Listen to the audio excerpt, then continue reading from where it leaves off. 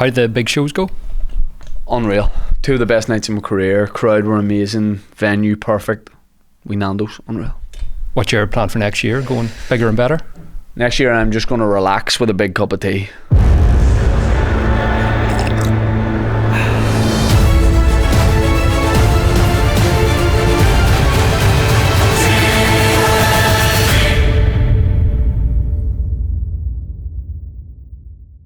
Sippers get ready. When people get ready. Sippers get ready for tea with me. Sippers, welcome to this episode of the Tea With Me podcast with myself, Shane Todd. Before we get into this episode, did I say it slightly differently than normal? Myself? I said with myself, Shane Todd. I said it with me, Shane Todd. Hey, we're trying new things, 2025. Welcome to this episode of the Tea With Me podcast with moi, je m'appelle Shane Todd. On this episode, I've got Gearóid Farrelly. Before we get into this episode, I need to tell you a couple of things. First one, SSE Arena, 23rd of May. It's going to be a great time. Watch the old podcast, see what it's going to be all about, but this one's going to be bigger and better. Ticket link in the description below. Patreon.com/teawithme podcast. All the stuff is on there. There's too much stuff on. Tea With Me Patreon takes up 6% of the internet. And that's just real life. The storage on the internet, 6% of that's us. 1,444 posts. You're kidding me. And they expire every week, Dan, do they? So you can't, once you sign up now, you probably missed out in years worth of stuff. No, it's all there. Friggin' kidding me. Patreon.com/teawithme podcast. It's all going on. We are sponsored by none other than that prize guy. Oh my God. This guy, there's air getting in somewhere. Because he's given things away for basically nothing. You're paying sometimes a couple of pence, sometimes a couple of pound, but never more than a good few pound. And you're in with a chance to win. And you're probably going, okay, it's Ireland's largest prize. What's he giving away? A tent? What's he giving away? A 4-man tent and some folding chairs? He's giving away millions. Some of the prize. Here's the thing with the prizes. You can spend a bit of money and try and win the big prizes, or there's wee prizes as well. You know, you could win things like I don't know, he'll do like a transit van. He'll do like, a pair of straighteners. He'll do you back in the day, I think this was, but there was prizes for a pair of straighteners. Well, the one I've just seen is a Lamborghini Urus, or 120 grand in cash, and it costs 85p to enter right now. See, that's an error still. 85p to enter, and you either win a Lamborghini Urus or you win 125 grand cash. What would you take? I think I'd take the Lamborghini. Would you? Yeah. No. I've had car trouble recently, and I'd hope it would change my luck. I'd take the cash. Fusty? Cash. But that's the beauty of these competitions. You can either go the cash or the prize. That prize, guys, made 7 millionaires, which is absolutely insane. Everyday people you probably know through some link. What many degrees of separation is it? 5? 6 for Kevin Bacon. 6. The next millionaire that prize guy is going to make is on the 23rd of February. That's when the draw is. If you want to get involved in that and all the competitions, it's thatprizeguy.co.uk. Thank you for your support. This episode of Tea With Me podcast is with Gearóid Farrelly, who is a fantastic Dublin comic. I've known Gearóid for many years, but never sat down and had a chat like this. We've just met at gigs or festivals and talked and knew he's such a great guy and a great comic, but we never sat down like this. Gearóid is currently on Ireland's RTE's Dancing with the Stars. He's halfway through that. He's on his own tour of Ireland at the minute. He's about to tour with Joan McNally, which he does a lot as well. And then he's going to do a UK tour. So this is one of the busiest guys in Ireland. And he absolutely loves it. And I absolutely love the chat that we had. It was brilliant. He'd definitely come back on again, I hope. Ladies and gentlemen, please enjoy this episode of the Tea With Me podcast with my guest, Gearóid Farrelly. Sometimes I always think about the first question to ask someone. That's the only part of a podcast I prepare. And it's on the drive down. I go, what would be a good way to kick us off? But then we were talking about the fact that the guys from Give My Headpiece record a podcast in this building.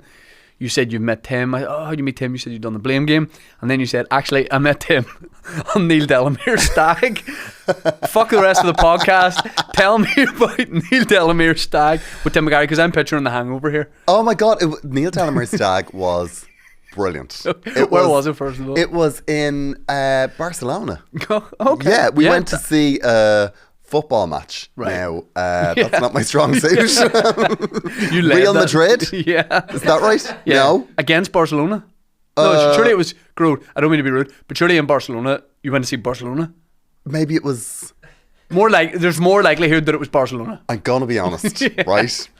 I fell asleep at the football match. I did. It's only the world's biggest team. I know. In the world's most iconic stadium. I was sitting beside Chris Kent and we were sitting directly in the sun. Right. And I fell fast asleep. And there was a part of me that thought, this is the gay man in me. Yeah. That I'm falling asleep at a football match. But I will say in my defence that the very same week I fell asleep at a Beyonce concert in Dublin. So I don't think it was Balances anything itself to do with that. Yeah, it was just... Now, was that part of the pre-stag? Were you, Tim and Neil were at Beyonce, or...? No. Right. I just went separately. So I was like, this is the greatest stag Neil of all had time. Yeah, exactly. Beyonce was at Neil Delamere's stag. When Neil is out, he's out. Well, first of all, I love that he's had it abroad, because I think that's a nice thing for a stag to do, because it gets the boys a trip. Exactly. Especially once we hit a certain age, we don't get many excuses to go away. Yeah. You know, holidays where your friends are gone. So I love it when a friend does a domestic stag. No. You're trying to be happy for them in their marriage, but like, I'll never like that guy's wife. Yeah, exactly. And then you end up like snorkeling in the canal or something. You're like, this is just not what I want. Or paintball. Yeah. You're doing paintball in an industrial estate in Dundalk. I You're know, like, yeah. how can I be excited for your nuptials? I actually organised my brother's stag and we did axe throwing. Have you ever done axe throwing? Yeah. Yeah, and I threw an axe. And She's like girls you used to go out with. Oh, axe. And I threw I threw an axe at a wall, but it went over the wall. So it's like, I better go around and get the axe, because I thought we were going to get charged for these axes. So I went around the other side of this wall to get the axe. And do you know what was the other side of the axe throwing wall? A playground. It's just like, this feels very irresponsible. I love that a stag was in Barcelona. How many people are we talking? Because there's a sweet spot of people that I go think on a there's stag. maybe about 10. I think that's a good number. Yeah, and I shared a room and a bed with Chris Kent. Okay. Chris basically said it on a podcast recently. He was like, the only man I've ever slept in a bed with was Gearóid Farrelly. But Chris is a good pick for that, because I can see Chris like not moving at all. I can see Chris getting himself comfortable. Yeah. And he's not going to toss and turn. He's a very calm sleeper. That's exactly he's a very calm man. He You're like, sleeps at the speed he speaks. Is he asleep or dead? I can see Chris just being very like, his heart rate really slows down. Vampire, and Chris is a vampire. Yeah, I tried to defib him in the morning. Yeah. Just to be on the safe side. I can see Chris being. I think he'd be a great bet for that, for someone to see. Yeah, he is. Chris is. I've shared houses with Chris in Edinburgh loads of times, and yeah, he's a very handy man to have around, because he also has skills. Yeah. You know, like when we break the bath rail or, you know, something like that. Chris just steps in with a screwdriver. The power's out. Yeah, exactly. Yeah. Comes in a cape. Yeah, exactly. He's like Superman. So any other comics on? So you've got Chris Kent. It was Tim. me, Chris Kent, Tim McGarry. I think they were the only comics. Yeah. And what time of year is this? I think it was probably April. Okay, so we're talking nice weather in Barcelona. Yeah, it was nice weather. And what else is very on nice the- time. And is this a stag of like, you know, we're doing everything together, there's lots of activities, or is it more, look, come and go as you please? Yeah, it was come and go as you please. It was very casual. Yeah. It was like, Neil likes his food. Yeah. So it was great food. Was Tim wearing shorts at any part of this? Was Tim wearing shorts? I think he may have been. Love that. I think he may have been at one point. He had the Bermudas on, Yeah. like the legs were out, and then we were all very dressed up. Then in the evening, we went to a nice restaurant, and then we went and got absolutely trashed. I was going to say, out of 10, what was the booze level on that stag? It was respectable. Right. Like there was no, you know, Neil's a very respectable man. I'd say it was 7 or 8. Right. But we hit it. And I think that's a nice level to keep it Yeah. up. Like even my stag was in Magaluf, but I would say it still was about 7 or 8. Magaluf? Yeah. Wow. But I think we did like there's a different, like once you go over 30, it's a different kind of trip. Yeah, it's one of those where you have a few drinks, you get drunk, and then you pretend your hangover is way worse than it is. But you have the idea of like what it's going to be, and you're talking about what you're going to do. Yeah. We're going to be out till 4. We're going to do this and that. Yeah, and then the next one we're like, oh man, I'm hanging. Oh, I'm in bed. But you're like, We were in Shut up. BCM, like the main club. This was actually on another friend's stag, like not that long ago, and let's go. We're going to go big night last night, and on the Saturday or whatever we went to BCM, and it opened at like 10. And the thing is, you don't want to be the first guys there. We arrived at 10:30. There was nobody there, and it was like a game of who can sneak off to go back to the hotel first. I know, yeah. Oh, it was completely. I love the Irish goodbye. Oh, but it's like, yeah, just nip away. Sippers, let me take a quick minute to tell you that this episode of the Tea With Me podcast, I'll not keep you from it, I'm just telling you, is sponsored by our friends at NordVPN. If you don't know by now, VPN means a virtual private network, and Nord are the top of the game. If you want to watch sporting events, TV shows or movies and they're not available in your region, I hate it when that happens, why you being sly, you can switch your virtual location to a country which is showing the event or the movie. You can say, hey, I'm in Pakistan, and your iPhone will be none the wiser. You can protect your private data like bank details, passwords and your online identity by having a VPN in your phone, and you're going, Shane, I've got, 9 people in my family. That's 9 accounts I've got to sign up for. 1 account, 10 devices. Protect your data while you're traveling using public Wi-Fi wherever you are in the world. NordVPN has threat protection. That's a feature that protects you from viruses, malicious malware and phishing sites, and I don't mean a big trout in the end of a line. It's the fastest VPN in the world. There's no buffering or lagging while you're streaming, and it stops your ISP bandwidth throttling. That's a deal breaker for me. To get your best discount off your NordVPN plan, go to nordvpn.com/teawithme. Our link also gives you 4 extra months on the 2-year plan. There's no risk with Nord's 30-day money-back guarantee. The link is in the podcast episode description. Back to the pod. I've that rule at a wedding. Right. Whenever I go to a wedding with my partner, my rule is always, I'll stay for the dinner. But once the least you can do. That's me, bare minimum. I'll stay for the dinner, but once the dinner's done, I'm out. No. Yeah, when the dinner's done, I'm like, we paid for a nice hotel room. I'm going up, I'm having a bath, logging into Netflix. You're done at the dinner? Yeah, I'm done. Once the dinner's done. I actually, last wedding I was at, maybe midnight. I hit midnight, and that was a shift because I was best man. So I was like, oh wow, there's a time you gotta. I'd be very jealous of the after dinner slip off. Oh no, I love. But I think it should be less stigmatized. It should be more of a case of like, if you want to go. And I don't think we should have 12-hour weddings. No. I don't think it's fair. I was talking to one of my friends in America recently, and they were saying like a wedding can be 4 hours. I was like, perfect. What? No. Also, who are these maniacs in the residence bar at the end of the I know. Or going to the barbecue the next day. Yeah. Or we're all going to a sea swim. I was like, no, we're not. You must be absolutely knackered because at the minute you're doing Dancing with the Stars, Ireland. Yeah. That's what it's called, right? Yeah. You're doing a stand-up tour? Yeah. And then are you podcasting at the minute as well? Yeah, I'm podcasting as well. I'm a bit tired, but like I was saying to you earlier, once you say you're doing something and I'm not available, things just happen. And you kind of get into a routine as well. Yeah. Where you're like... You get to be obnoxious. Right. Yeah. Yeah. Do you ever do... Oh, I was going to say voice... Because that's one thing I heard about X Factor contestants. They do voice rest. So we used... I don't know if this still happens, but they would wear a sign around their neck that was like, I'm on voice rest. No. So if someone tried to talk to them, they just...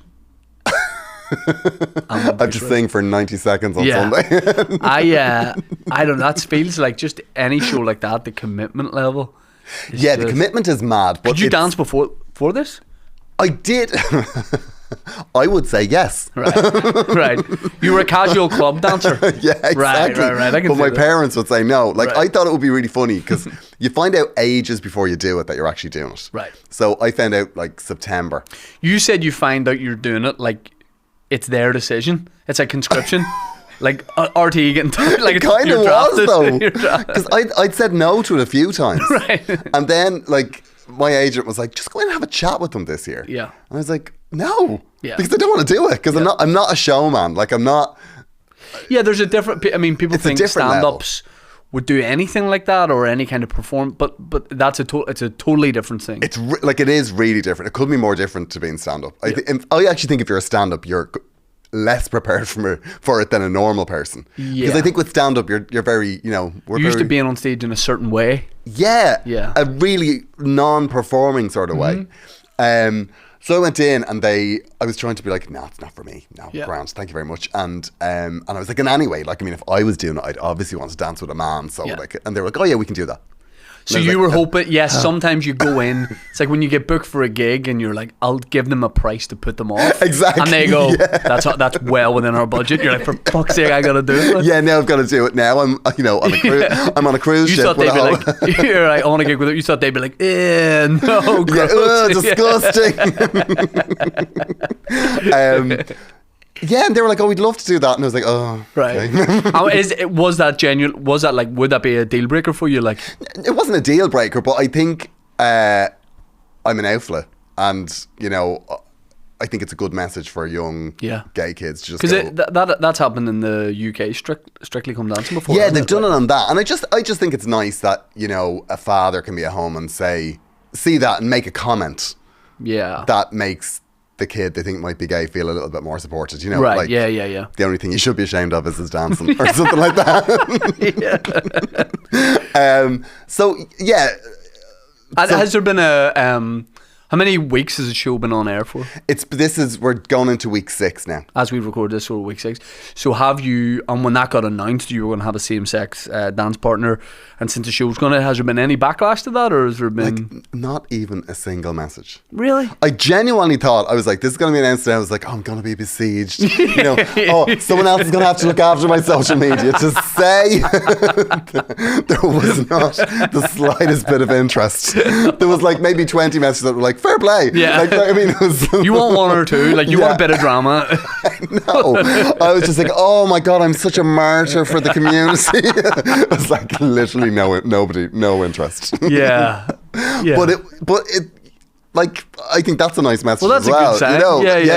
Yeah. And like, I did find out as well that my partner, when I, you know, because somebody let it slip who my partner was, because they keep that all really secret. Yeah. And I was like, but he's straight. Yeah, can I be? I don't know how badly this reflects on me. You were talking about your dance partner, and we were walking up to get a coffee there, and you said his wife, and I automatically just assumed, like you just said, I was like, well, What? Yeah, Yeah. I was know. like, the rules are the rules. He's got I to. know, don't blur If the he's lines dancing with here, you, he's gotta because be this gay. is very confusing. Yeah, I that was my reaction, because I'm really good friends with the comic Josh Jones. Yeah, And yeah. He, I love I was Josh, telling him, because he was doing Dancing on Ice at the same time that I was getting ready for this. Right. And I found out that my partner was straight. So I was talking to him, I was like, this just feels a bit weird. Yeah. Like, and he was like, oh yeah, you need to sort that out, because he's going to be dancing with you going, this is disgusting. But it turns out they dance with each other all the time. Right, When they're yeah, choreographing stuff, and when they're, like, when the production team said it to him, he was like, oh, I'd love to do that. Yeah. I've never done that before. Yeah. And it's funny, because you think it's because he wants to dance with a man, does he? Okay, fine. Oh yeah. But I actually think it's the opposite. It's that they're so secure in their sexuality that they're like, oh, this is great. Because even we were 2 weeks ago, I had to twirl him and lift him, and he was like, ooh, I've never done this before. And every time I get it wrong, he was like, do not mess this up for me. It's the only time I'll ever twirl on live television. Well, that's the pressure. The pressure of stand-up is, I can only mess this up for me. Yes. You have the pressure of, you can fuck this up for somebody else. That, and That's do an you know app. what? That has taken a really long time to get used to. And also the fact that there's a track. Like, there's a rhythm, and it's like, Yeah. you have to, on the 8, you have to go. Like, Right, and right. I was like, but I've never had that in a show. Because that, everything's like, on our terms. Yeah. We can change the order of jokes or with the pace of it, Completely. anything. But you've got to stick to this. Yeah, thing. and there's even recently that we had to get the speed of a track changed. They wanted to reduce it by 3%, and we couldn't do it because the lights had been time coded. And I was like, nobody seems to understand. I'm the most important person in all of this. So that was it's really weird to have somebody else relying on you. And I think that was why I did a lot of plays and stuff, and I really didn't enjoy it, because other people are relying on you, and I'm like, Do turns you out have extremely to? unreliable. You and your dance and like, I've never watched an episode of Strictly Come Dancing in my life, but the newspaper articles and everything you read from that is that like that person becomes like your world for the time of the show. Yeah. Like you live in each other's pockets and you got to get to know each other fast. So did you guys have that instant like? Yeah, I mean, rapport actually, I with- stayed in his house last night. Yeah, like, yeah, more or less instantly. Like, I was very nervous at the start, and when we went in, he just pulled me aside and was like, "Okay, this is the way this is going to be. We're going to be each other's best friends. Forget about the dance and forget about mistakes. Just soak this up because this will be the best experience of your life if you do it right." And he's even said it to me a few times where he's been like, you're getting in your head now. Just forget about this. Just enjoy this. Yeah. So yeah, like now we're best friends. And that it kind of feels like a show like that. You become like when you watch shows like that, you sort of it's a bit like when you're a kid, you make a friend on holiday and you go, I know. we're going to be best friends forever. Yeah. And then the reality kicks in where you're like, how can I be best friends with this guy? It's 1996 and he lives in Glasgow. I'm like, exactly. How are we supposed to maintain this? And you have that thing where like, because you told me earlier, you were like, and something I didn't even think about is it can be over for you any week. Once you're voted out, you're out. And then you get to still watch it happening. Yeah, it just like goes on nose without against you. the glass. Yeah, it's literally like that you didn't get back on the bus at the rest stop. It just goes on without you. Yeah. It's weird because you have that feeling all through. The way the week sort of goes is that by Friday, you're like, we're ready for this. This is going to be great. And then you go in on Saturday morning, you do your camera runs and the whole thing falls apart. Right. And your Saturday night is stress. You go in, your camera runs are better on Sunday. Dress rehearsal's better. And then you nail it on the Sunday night. Right. That's my experience of it so far. Yeah. And then as soon as you've finished, you're like, oh God, I could be out. I could be out. And then you survive. But I don't know what it's going to be like when... Do they do that thing where they're like, is there a bottom two? So are they basically saying like, it could be, have you been in that? I've been in the way it works is the lowest person goes forward into the last three. And then they just pick two people randomly. So you don't know if you're the lowest or what. But 2 weeks ago, I think we were in that we had to step forward and it was like, it'll be one of these. And there was a part of me going, oh God, what am I going to do tomorrow? Yeah. Who am I going to dance with for 6 hours? But yeah, it's a strange thing, but it's by far the best thing I've ever done. Yeah. I mean, I've never enjoyed doing telly particularly. You probably get incredibly fit as well. Yeah, I suppose If you're dancing like 6 hours a day, you're bound to like... Yeah, I eat a lot of chocolate though. As you dance. Some people would use this opportunity to go, I'm going to eat really clean now. And but you want to cancel out the dancing? Yeah, I'm just like, no, let's just maintain this. Like, we've worked hard for this punch. Don't just let it go. I eat like, when I'm touring, I eat like a pig. I know, same. But I go, I'll eat really well when I'm on tour. Yeah. Do you know what I have a real addiction to? Percy Pigs. That's why I said pig. I'm a wee pig eating Percy Pigs. I love Percy Pigs and I love chopsticks. You know chopsticks? They have it in some of in the apple green? Yeah, oh my God, the chicken. I find that to be some of the, like, that is proper Chinese cuisine. The chopsticks and apple green. Hey, the way it should be, right? The same. One of my friends went to China recently and they were like, they couldn't get over. Where is the apple green with chopsticks? Yeah, it's like, where's chopsticks? The reason it's becoming a problem for me is M&S are now in certain apple greens. That's classy though. But they're saying that, but that means I'm passing the pigs all the time. Oh, when I'm doing this Irish tour leg, there's pigs all over the motorway. Like I can't. And how bad are the pigs? The pigs are amazing. What do you mean? No, but I mean, how bad are they food wise? Because my car treat used to be Cadbury's fingers. You know those Cadbury fingers? Yeah. They're 100 calories a finger. You're joking me. I swear to God. So a fist is 500 calories? Whoa. No, not 100 calories each. I swear to God. Tiny. Or 96 or something. I nearly died because I would like... You'd a sleeve? Because you'd eat a whole sleeve of them? Like easily. Yeah. I thought I was like, they're just tiny little biscuits. Yeah. Yeah, no. So I think look at the pigs. Like if the pigs... No, they're not good. Like you look at the ingredients, it's like jelly and they're not vegan. Because then they brought out vegan Percy Pigs and I'm like, fuck you talking about? What meat was I eating before in these? And then you try the vegan ones and then they're stinking. Are they bad? The vegan ones, yeah, come on. I have a theory about vegan food. I have a theory that vegan food is way worse for you than normal. You're going to start a beef with these happy pear guys. They're going to show up. I mean, that's fine. You think they're too weak? Yeah, come on. Come on. Oh, two boys twirling each other and doing handstands. Give me a break. But you're twirling now. You guys are going to have a twirl off. Oh yeah, I just realised I'm twirling. Yeah, whenever the happy pair, you see them down on the beach. They're like, come down, we're swimming. I'm like, only if it's a mass drowning. Like, I'm sorry, I do not. Give me a break. Like 10 I didn't o'clock know you on the had beach such doing vitriol yoga. for the happy pair. I don't know guys. why that is. I think it's whenever somebody says we're such happy people, I'm like, oh, I'm going to bring out the dark side. Right. You think there's a darkness bubbling Yeah, up there? oh, completely. Yeah, Yeah. there's hamsters nailed to the wall in that kitchen. Yeah. No, it's a hamster substitute. It's not a hamster. It looks like it, but it's not. It's mainly soya.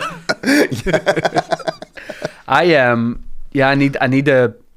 Well, I also am in the dairy milk, and then yesterday I was going to just go and buy one and eat it in the car park in Asda, and I didn't. I have been doing this. I talk about it in the podcast, but I didn't yesterday. I drove on. Didn't get You it. didn't get now. What size dairy milk do you get?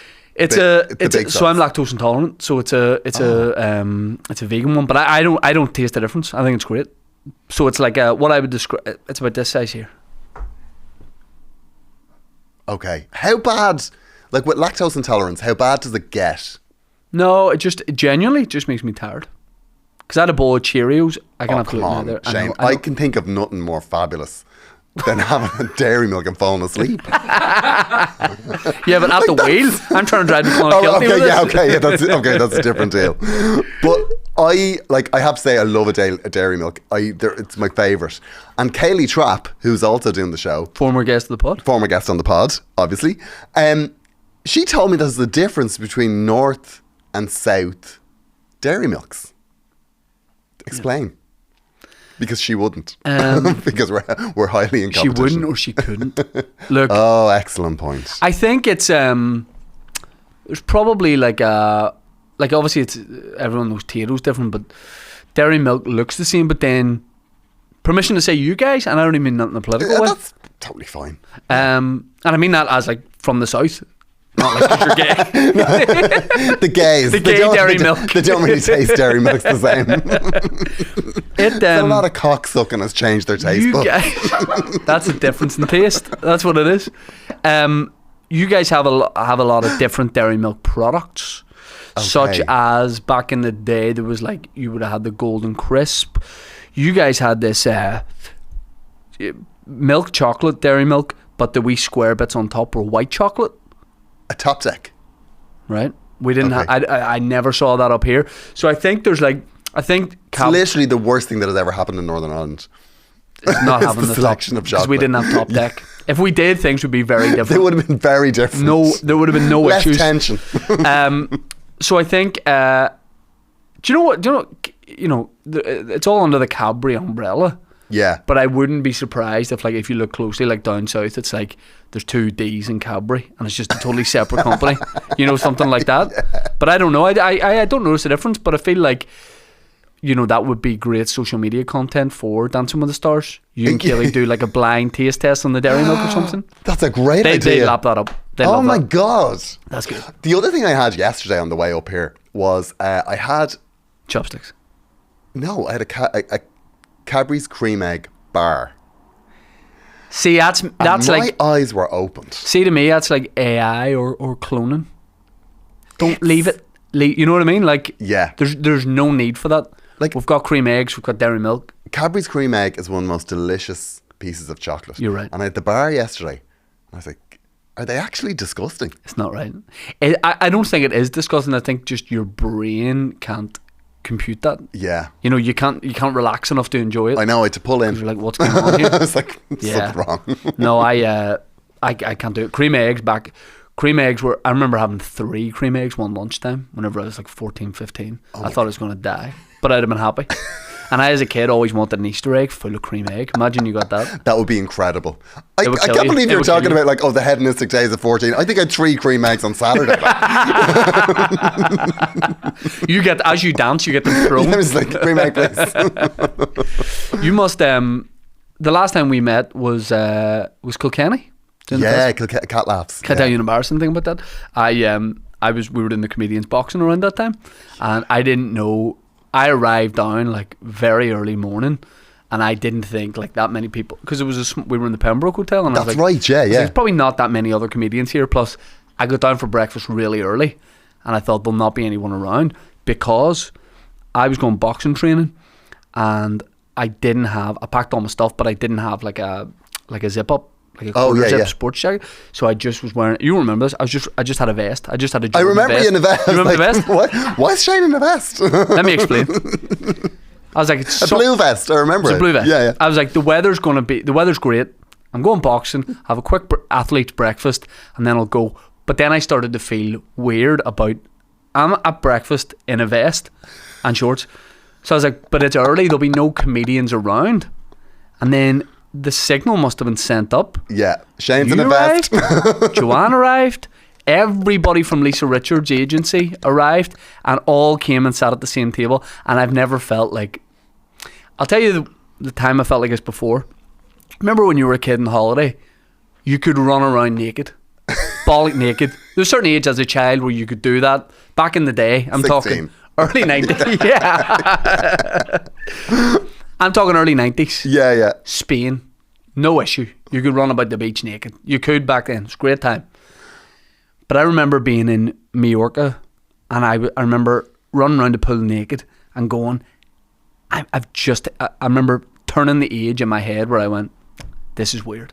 And I felt weird about it, and I had to go and get changed. I remember a distinct feeling of like, oh, I shouldn't be doing this. Like, my wife and kids are sitting there. Like, no, but I must have been. I don't know. I was 8, something like that, and I was like, this is weird. I went and put a pair of shorts on. Sitting in the breakfast place of the hotel, I remember going, it's weird I'm wearing a vest, and there's so many people here, and I felt really embarrassed. Shame. I felt embarrassed. I remember that morning, and I'll tell you why I was like, that's an impressive man. I'll tell you why. Because you had a carton of almond milk with you. I was like, Shane's in a vest and he's brought us home almond milk. I was like, that man is in the throes of a mental health crisis and nobody's helping him. Do you know what's even worse than that? Because I had the same breakfast every morning. I had a little tiny tub of almond butter. So I had a big almond butter tub at home, and I spooned it into a little, looks like a scientist. It was in a bag. You had a little bag with you. I had a bag full of, and I had my vitamin D. Like and a crazy man at a bus stop. And that was everyone's first impression of me. I think people sat with me because they were like, thought maybe they needed to wait until people got came. there to get me. But also I was impressed because I do think that, you know, sometimes in hotels you kind of go, is that almond milk? Yeah. And they go, yeah, that's exactly. You're grand. Exactly. And you're looking at the colour of it, you're like, And you're an almond milk guy too. Oh yeah, I'm an almond milk I would have given you some. Yeah. I had plenty to go around. No, I'm a proper man, Shane. I'm just like, give me whatever milk you have. Yeah, I can't. I travel with a little plastic bag at like hotel buffets and stuff. That was the morning I got very impressed by like the Northern Ireland comedy circuit.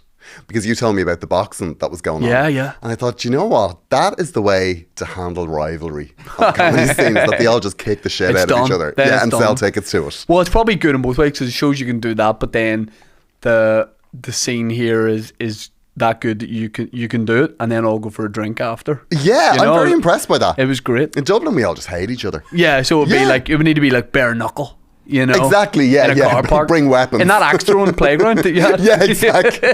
They would be well open to that. That was one of the best things. But that festival was great. Oh, it's a great festival. I've done that festival for I don't know how many years now.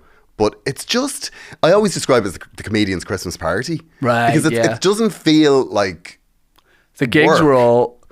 Because I think all the comedians are there. Everyone's having a really good time, but the festival itself, and I don't mean this in disrespect, it's really haphazard.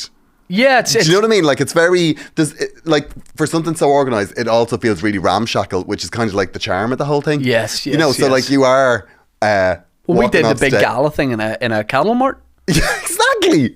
And Chris Kent went over to there was like a tap, so it is a full operational cattle mart, and then they put a stage up and stuff, and there was just a tap on one wall, and Chris Kent walked up. Everyone's being like dead quiet because the actor on, and Chris came up and went, "That tap's on," and I went, "What do you mean?" And he just turned it, and a wee bit of water came out, and he turned it off again. He's like, "Just let you know, tap's on." I was like, "It's showbiz, baby." That's Chris Kent. Kilkenny showbiz. It's very Chris to go and check taps.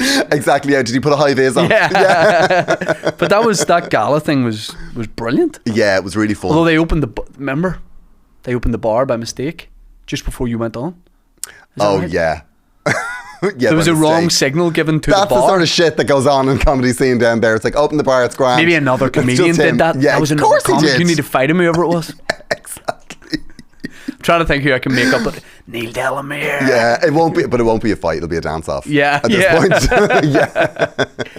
I love, and that was the first time I've met a lot of comedians before, but it was like I felt like it was the first time I got chatting to a lot of comics. Yeah. You know, and because there wasn't, it felt like there wasn't that many comedians at the festival. It wasn't like No, loads of just, people. there was So you got a maybe chance to 12 or yeah. actually talk to everyone. You saw each other at a couple of gigs, and I thought everybody was very nice to me. So it was great. I really liked Very it. nice boy, Shane. Thanks, but I did I kept going home during it. Yeah, you I don't know if did. you remember that. I was commuting to Kilkenny. Commuting to Kilkenny I was going from home like Belfast. twice a day, and people were like, "Is this the same guy? This is the Almond it's bag the guy guy." in Yeah. He's just nipping home. Yeah. They were like, "Where do you live? What part of the town do you live in?" 3.5 hours away. Yeah. But that's how I could get the Percy's up at the Apple Green. Shane, I worry about you. There's Yeah, I an know, you awful lot should. coming to light here. You should worry about me. But it was great. That festival was great because we met quite a few, maybe in Edinburgh and stuff. And I think it took about 8 years for me to get confident to say your name and be sure that it was Gearóid. I have family members that are just I'm sure not confident But to say what do my you? name. What do you? Because like even people like Mickey Bartlett, people get his name wrong all the time. How'd you get Mickey Bartlett wrong? He gets Nicky Bartlett, Barrett. He gets quite a bit. my Like God. on posters for about 10 years of me gigging with Mick, it was always wrong. His name was always wrong. But you must have had like some terrible introductions from I have. MCs. I remember actually when I was in America, I did I did this gig. It was Flappers actually. Yeah, yeah. And the MC there, I can't remember what her name was. I think it was like Shantae. It was almost like a drag queen name. Okay. Like it was Shantae Dubois. I like just made up. that I was just the made it up. level of name. And I told her my name and she was like, Like it was rude that you would do sorry, that. my name is weird. Like she was just really hostile about my name. I was like, this feels very unnecessary. Yeah. And then when she went on stage, she kind of died. Right. And she started crying. And I was what like, you want. do you know, this... Set the tone, You've yeah. some attitude for somebody that's now crying on stage. Like, But that would be my nightmare as an MC if we had just met. I'm like, what's your name on the bring you on? Gearóid. I'd be like, no. it's going to be a good friend of mine coming on stage. Yeah, exactly. Here he is. I've done that a few times. I'm a terrible MC. Like, I love the crowd work, but the introductions... I always have like a little thing in my head. I'm going to forget the name. And I always write the name on my hand. Yeah. And I have forgotten the name. Well, in on more than America, one occasion. they do this weird thing. You probably experienced it out there where they just list all the credits of the act who goes on. Yeah. So they'll go, you guys might know him from HBO, from NBC. He's been on the David Letterman show. He hosts a podcast with blah, blah. It's a long thing. It feels very weird to me. Yeah, it's weird. And it's also, you might know him from Friends. I was like, okay. We don't. This needs to be one of 6 people. This is completely unnecessary. David Schwimmer dropping a tight Exactly, five. yeah. Drop it into like just work out some stuff. Who do you think out of the Friends cast would be the best at stand-up? Oh, I think Lisa Kudrow. Yeah. Be quirky. Wouldn't be mainstream. It'd be quirky. But the thing about Lisa Kudrow is I think if Lisa Kudrow's in something, it's good. I think, I've said this recently on the pod before, Lisa Kudrow is the most beautiful lady from the Friends cast. I agree. Because Because she doesn't look her age. She looks younger than she is, but she looks natural. She looks good. yeah. I think she looks good. She's brilliant. And all of the stuff she's done. Have you ever seen that thing she did, The Comeback? No. It is one of the greatest TV series I've ever seen. And the fascinating story about it is she made it after Friends, but it was made really early. It was kind of like the start of reality TV. And the whole idea is it's a sitcom actress who's trying to make a comeback. So she gets a small part in this sitcom, but she also has to make a reality series at the same time. So the actual show is the raw footage of this reality series that she's making, and it is hilarious. Was that on Apple? No. She did a more recent thing on Apple. What she did was, it was made like just after Friends, and Right. this guy the guy that took over, I think it's either HBO or Showtime, one of them, he loved it when he was a kid, and the first thing he did when he took over Showtime was he recommissioned a second series. Oh, great. So they did this updated version, but it is genius. Yeah. Like, it's the funniest thing I've ever seen. I love it when, like, every 5 years, people on Facebook someone will create a clip of all the shows those guys have done since Friends, and they'll stitch it together and go, trailer for the Friends movie, guys, here it is. And every fucker falls for it. Everybody's like, this is going to be great. I'm like, there are 10 different ages in it, and the theme does not make sense at any point, because then they were in some of each other's shows. Oh, that's right. Like yeah, Time, yeah. they were Jennifer Aniston and Courtney Cox were in that together, like an episode of that together. Yeah. So they stitch it, and your ma's sharing it. Like, can't wait.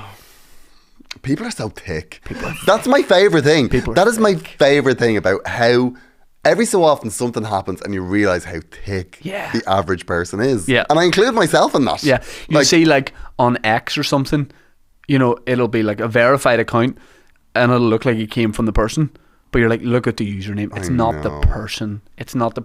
And you don't want to break people's hearts as well. And I'm so gullible. I am the person that falls for this all the time. Yeah. I had a friend who... his family were dairy farmers, and he convinced me that low-fat milk came from low-fat cows. Right. That it was got to do with their BMI. And you just hear something, you just swallow it. Like, I'm just like, yeah, that sounds reasonable. I'd be pretty gullible too. Like, there's some stuff like social media stuff, but like, yeah, you're right. If I hear a thing, from anyone, I just take that as gospel. It's like that thing that happened in Friends, the nubbin. Do you remember, like, the third nipple? You hear a word, you see something, you're like, that sounds reasonable. Yeah.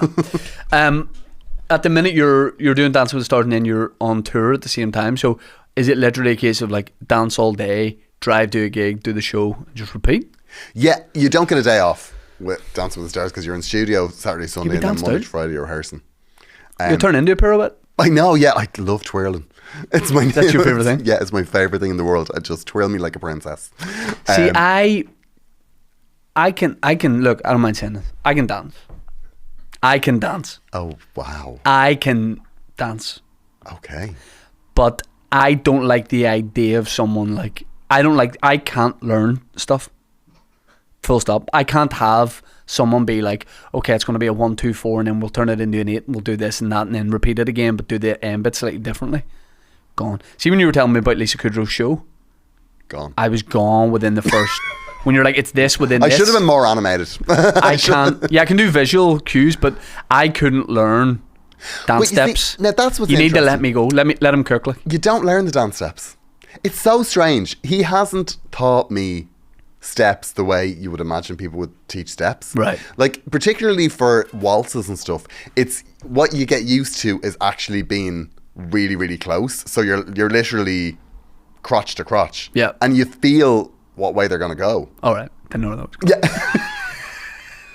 Yeah. You do. I mean, that's obviously the other thing about two men dancing together is like there's the two elephants in the room. Like, the elephant's drunk. Yeah, it's like the elephant, the elephant needs to hang to the left and then nobody feels anything. Yeah, and I would, because if you tell me not that, it wouldn't be in my mind if you're like dancing with this guy, like, don't get a hard on. Now you've said it. I'm going to have to.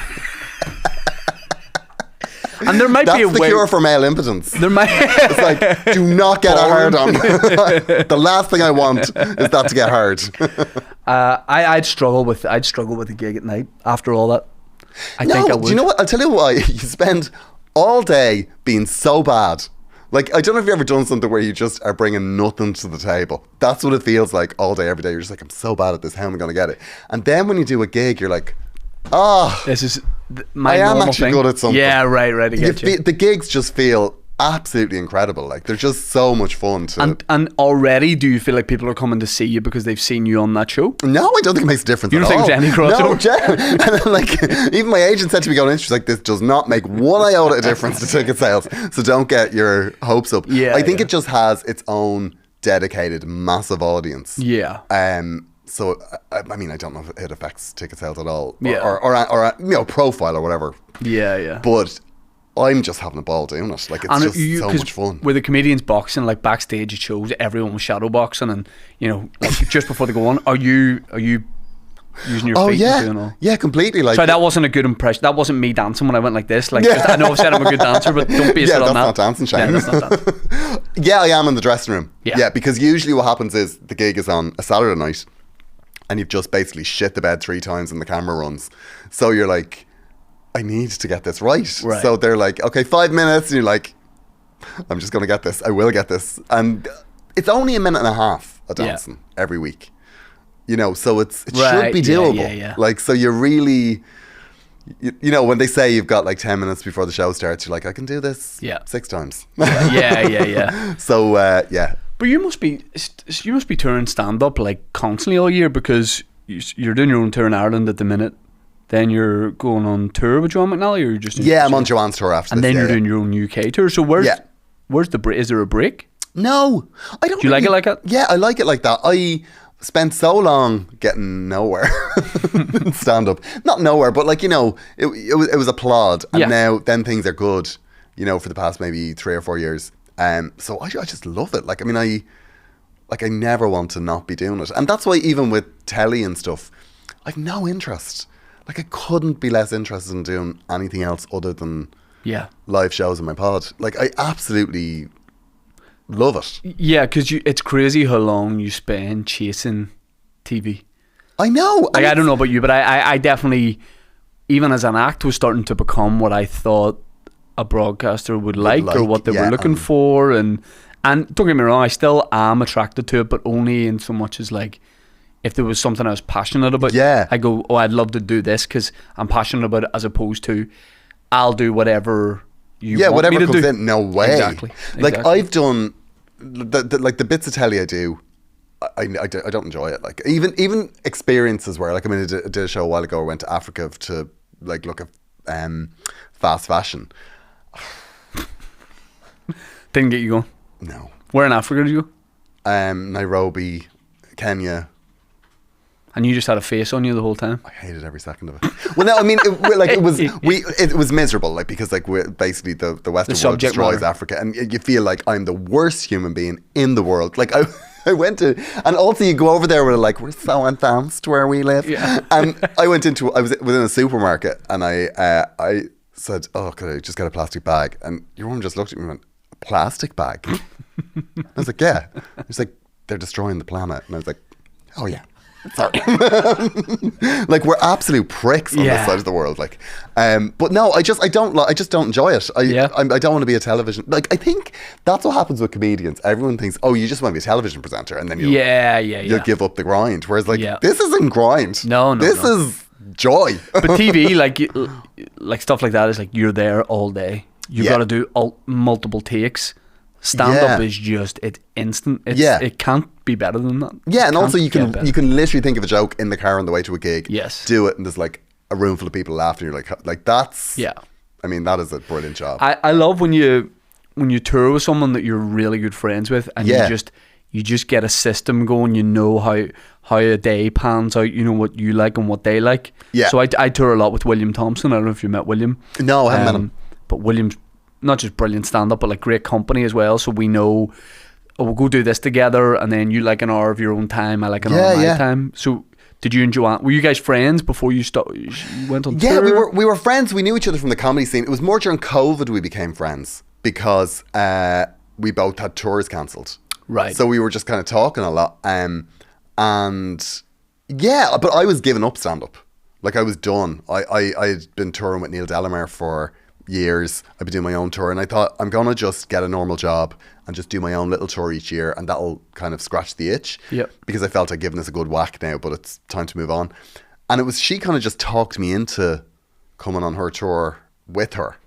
And for a while it was like, oh, this will be my last hurrah, I'll do whatever dates she has. But then that tour just blew up and got longer and longer. I remember that tour blew up, because that was it like one Vicar Street date at the start, and then that became... Yeah, I think it was 3. Right. And I remember she asked me to do the tour, and I was like, no, I'm done, I'm out. And then she put a London Palladium on, and I thought, oh God, I've always wanted to do the Palladium. And she was like, well, do the Palladium, and then that's it. Yeah. And then the next Zoom was like, would you do the Vicar Streets? Yeah. And the Palladium. I was like, grand. And then it was like, you're not going to leave me go around all the country on my own. Yeah. And then just take the Vicar Streets. And I was like, okay, fine. Yeah. But then it was so weird because I used to be really nervous going on stage before the pandemic, but with that tour, there wasn't even a second of nerves. I think it's because when you think something's gone, Yes, and then yeah, it comes back definitely. and you're like, oh, this Yeah. is the best. Yeah, yeah. So yeah, I don't take it for granted. I love it. Like I love every second of it. I really want to do Vicar Street at some point. I've been doing Olympia for a couple of years and I love it. But I love even in Belfast, like I try not to do the same place a couple of years in a row. Okay. I like to just move around venues, Yeah. play different stages. But at some point I really want to do Vicar Street. I'll do a Vicar Street. I've done it. I did warm up once, but I want to do a show in Vicar Street. I love it as a venue. Yeah, do Vicar Street. Yeah, I'd like to. That I had a weird thing where it was like, Shane, okay, we need to have a conversation because you're talking about this like it's a lifelong. It's like one day I'll do Vicar Street. It was like, Shane, you could do Vicar Street on Saturday. Like, just book a Vicar Street. Stop being so wistful about something that's so ordinary. Like, one day, Gearóid, one day. yeah, I'm going to do This is not the Vicar Street. parachute jump. Like it's, this is really. Ring your text your agent achievable. right now and put a Vicar Street. It could be on sale by the end of this interview. Have you had dairy milk? Is this why you're so lethargic?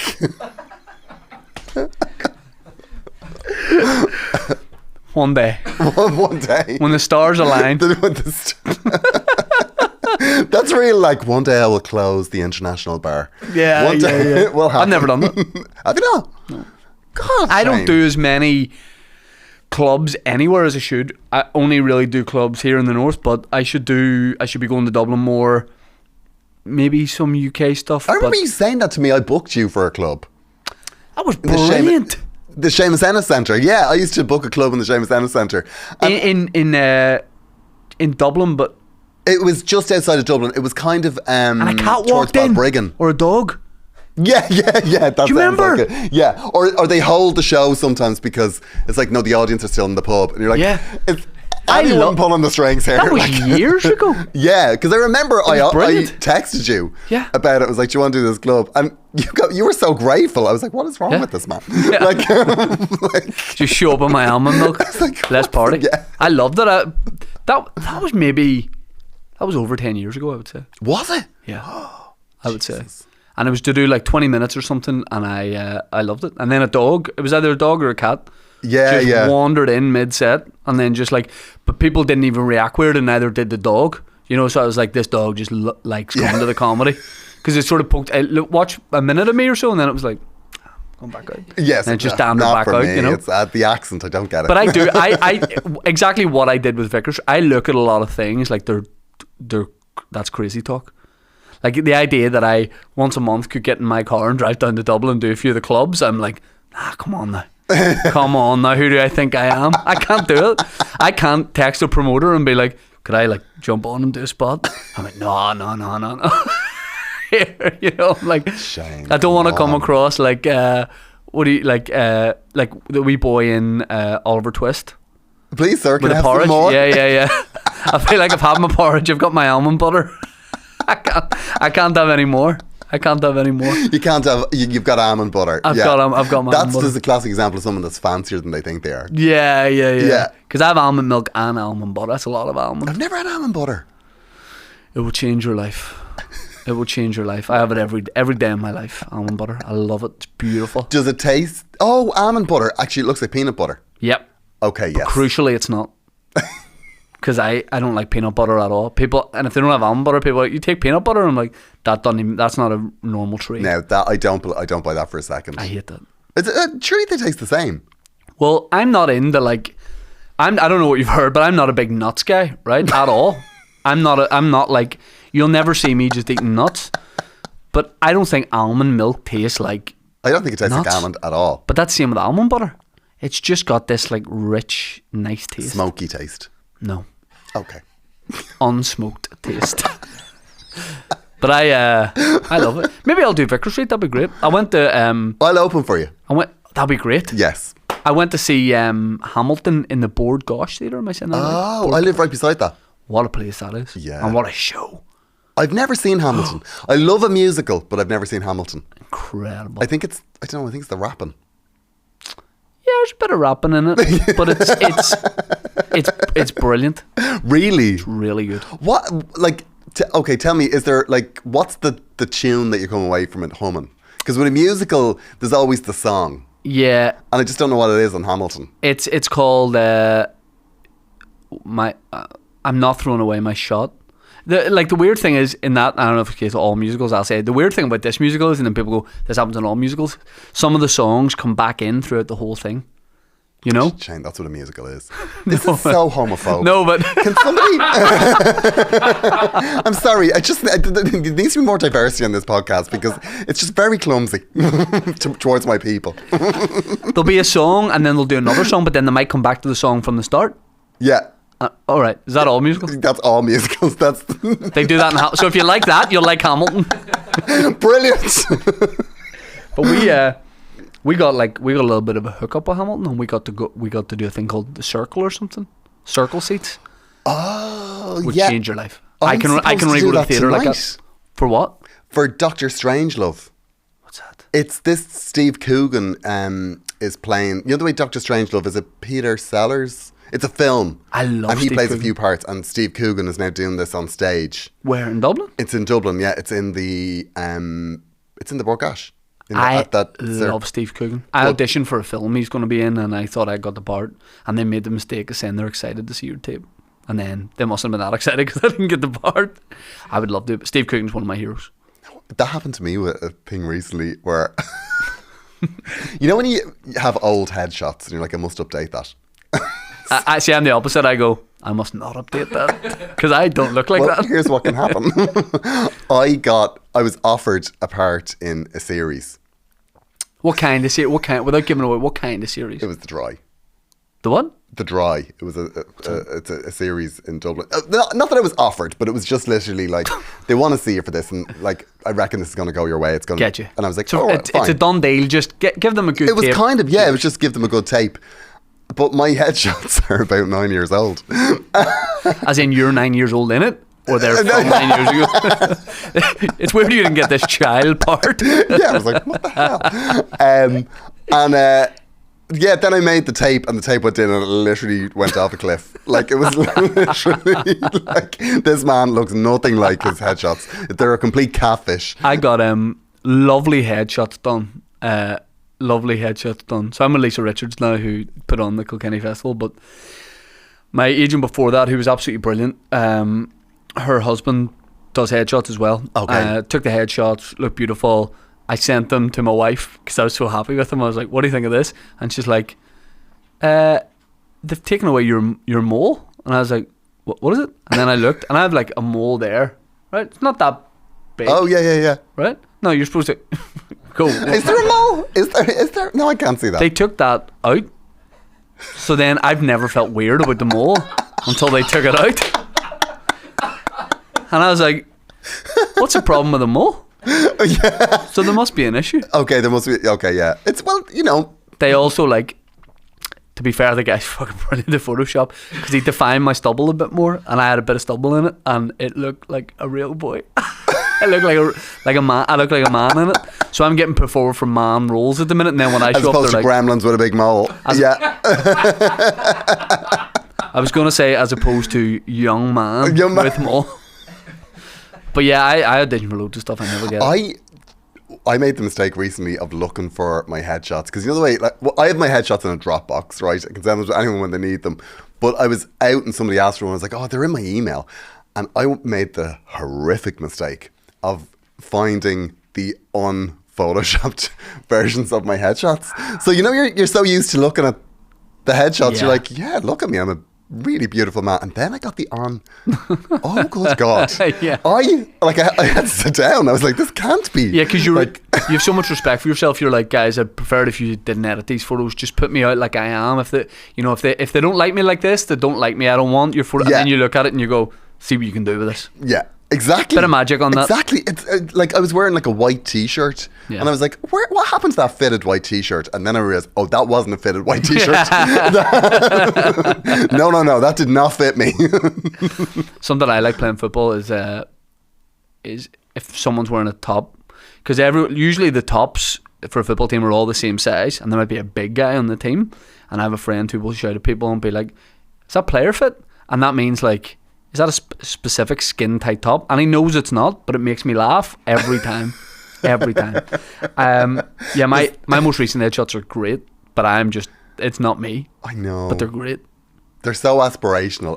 Yes. I would love You love to beat a guy in the headshot. I know. I would love somebody to look at my headshot and go, "Oh, that's Gearóid." Yeah. I was going like, I think I know Who is him. this It's like, man? that's me. Yeah. It's me. Yeah. There's a man that actually sits in the local park, and I haven't seen him since COVID, so maybe. But there was this old man who's a little bit senile where I live that sits on a park bench and he just shouts at the people who are jogging. Sure. It's absolutely, but he's like, "Go on, you fat bastard!"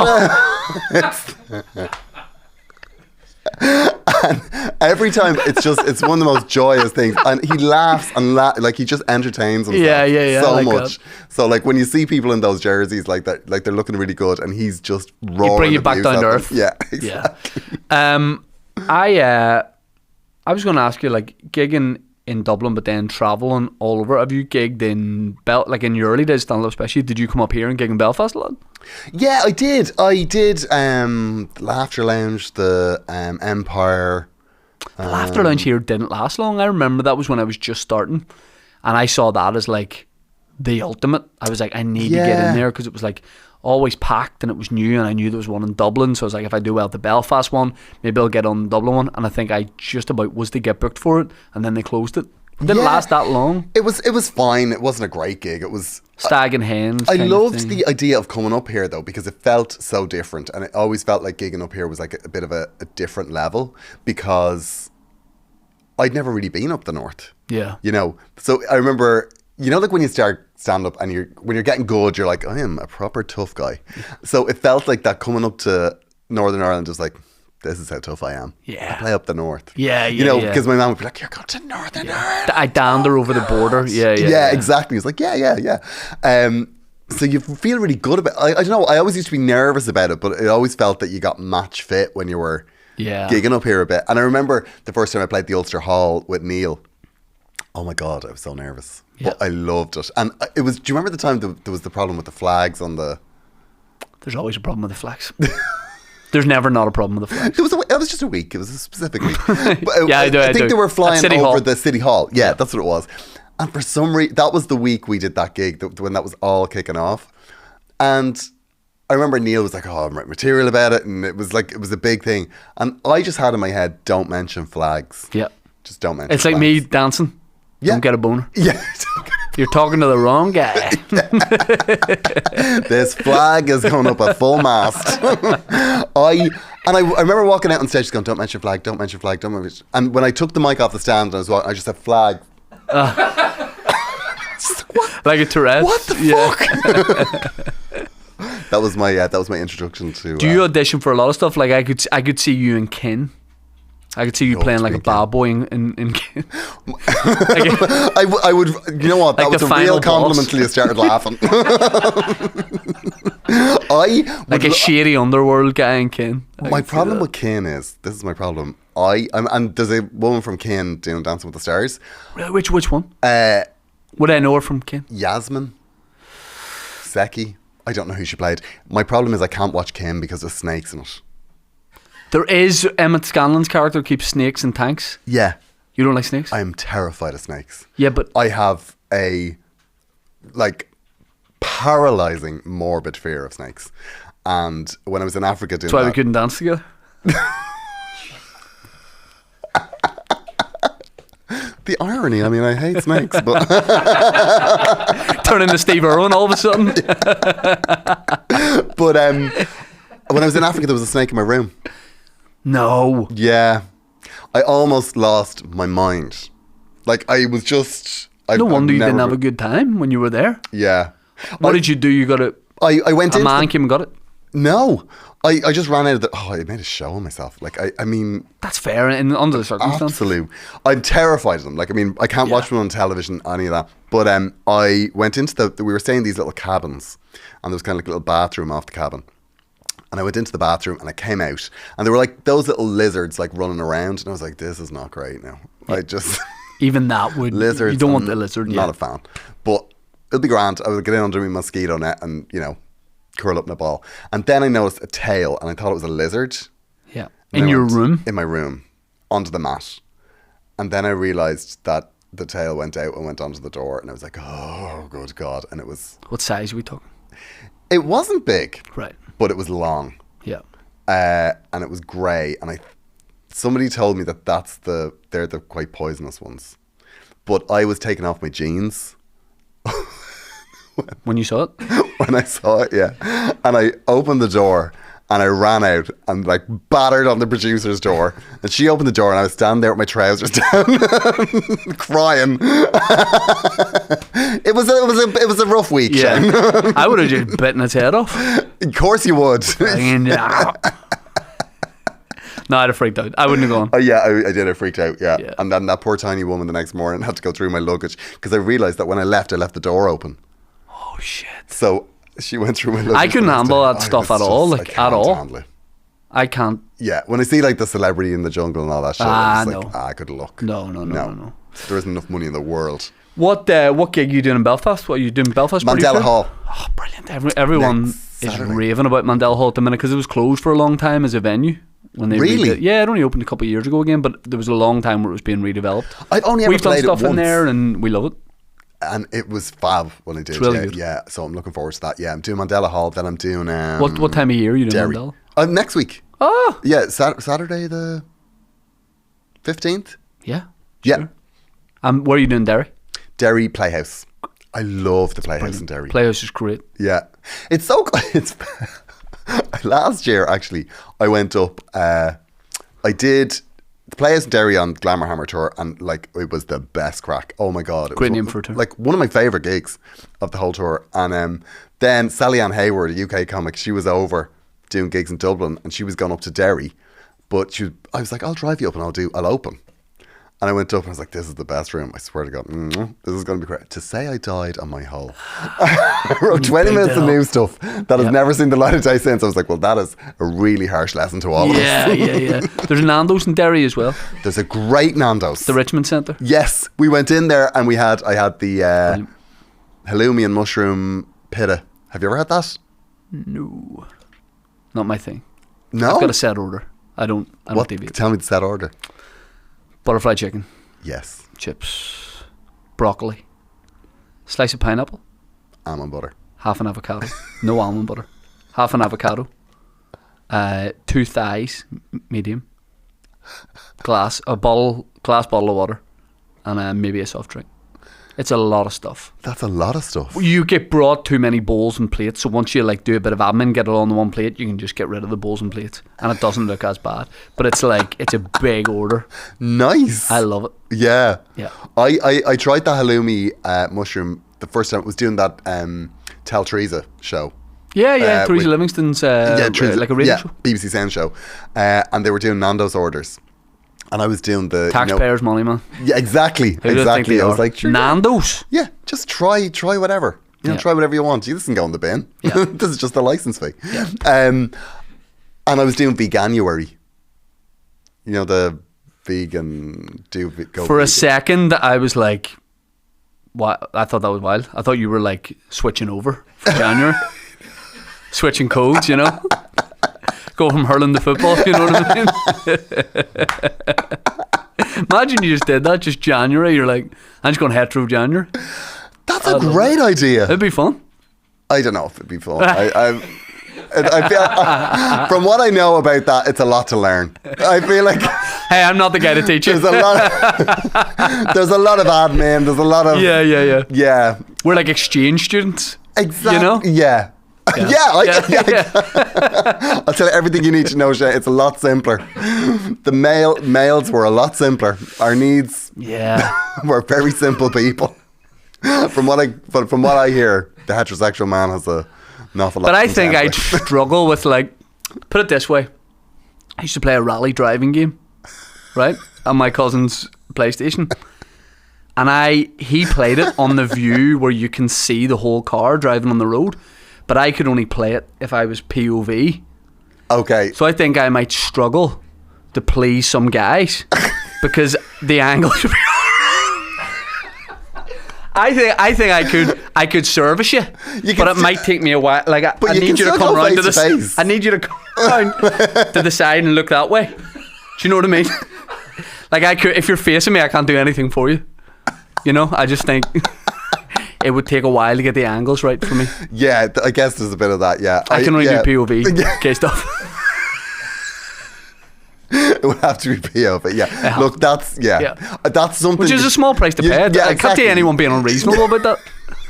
But I do think you would have to say it up front. Do you know what I mean? I think it would have to be like, this might be weird, but I can only do this POV. I'm like, there's a couple of it has to be POV, and there's going to be almond butter involved. Look, consent is important. It's important that you consent and almond butter. Yeah, exactly. See my new tour. Ah dear, Derry's great. Derry's brilliant, and that Nando's is good. The good people. Yeah, it is good, Nando. The good people. Good people. Yeah, it is. I liked the Nando's. I have to say, I was impressed. It's one of the better, because Nando's can be very hit and miss. Personal opinion. That's your opinion. Like some Nando's. A Nando's miss is a hit anywhere else. It's like when Bruno Mars absolutely brings out a single that doesn't. People go, "That's not great." Still Bruno Mars. You know what I mean? He's still bringing a certain energy to to a it. really hostile turn, and I don't know where I went wrong. Nah, I just disagree. I don't think there's an Nando's miss. I think the food is always a hit, Right. but I do think the place can sometimes be a bit of a, you know, there are good ones and there are bad ones. I can't remember what one I was in recently. I think it was in the UK, where there was a corner, and if you were around that corner, you weren't getting any service. Right, I get you. You know, I that get sort of you. thing. They can be sprawling. I do a cheeky Dublin Nando. Sometimes when I'm driving down, I'll turn off at, it's not Swords. There's another one, and there's an Omniplex at it, and M&S, and it's near the airport. Oh, Omni. It's called Omni, I think. The whole place is called Omni. There's a Nando's there. Yeah. And a Starbucks and all that kind of thing. Yeah. Sometimes I turn off the motorway for that. You're talking 12 minutes drive time. Okay. 6 minutes get there off the motorway, 6 minutes back, roughly. But then you're not going into the city centre or anything, so sometimes I'll do that. Yeah, cheeky little, just a little secret. Secret Nando's. Yeah, it's like a naughty, and you turn whisper in. your order. You don't say it. I love that one. What's this tour called? This tour is called Gearóid Rage. Great tour names. I love a good tour name. Yeah, I do like a good tour name. I wish, there's something about this one that's bugging me though. In that, there's two things about this tour that's bugging me, right? One is the name, because your name is twice on the poster and it just feels a bit weird. Gearóid Farrelly, Gearóid Rage. Yeah. It's just a bit naff. The second thing is the poster. Because You're like tied up on your side? lying down. And the problem is that in the middle distance, and this is worth knowing for tour posters, my crotch is in the middle distance. So what I have found is on the mobile version of most apps, Yep. that It's it crops just to my crotch. crotch. Yeah. And you would be surprised that most theatres find it very difficult to change that. So I do think it's having an effect. Sometimes positive, Could be a sometimes good, negative. that's what I'm saying. Yeah. It's a good effect. Sometimes, but like in Edinburgh, it was, I just think some people came expecting a different show. That's all I'm going to say. Yep. We'll put the link to that, to the tickets for those shows in the description of this episode. Oh, cool. Thanks and you very have a much. podcast as well? I have a podcast called Agony Rants that I do with Niamh Kavanagh, who won the Eurovision in 1993. And we solve people's problems. And yeah, it's good crack. Help me with my Percy Pig addiction. Please. I'm kidding. Don't help me.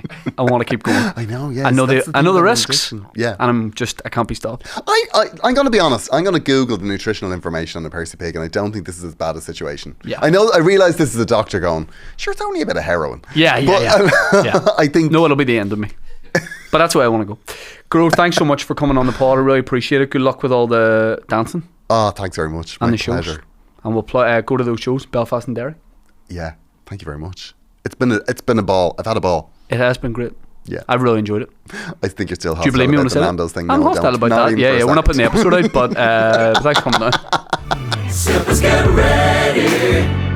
When people get ready. Sippers get ready for